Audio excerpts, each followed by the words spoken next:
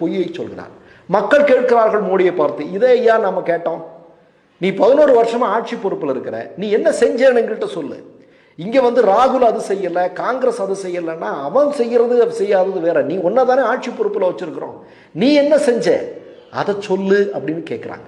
உங்களுக்கெல்லாம் நல்லா ஞாபகம் இருக்கும், இந்துக்களே விழித்து கொள்ளுங்கள் என்று சொன்னார்கள். அப்படி சொல்லி சொல்லிதான் மெதுவாக ஆட்சி கட்டிலில் அமர்ந்தார்கள் 2014 இல்லையா? 11 வருடம் கழித்து ஒரு இந்து விழித்து பார்க்கிறான், அதிர்ச்சிட்டான். ஏன் தெரியுமா? நீங்கள் 2014 60 ரூபாய்க்கு விற்று கொண்டிருந்த பெட்ரோல் இன்றைக்கு விலை என்ன? மோடியினுடைய ஆட்சியில் 105 ரூபாய்.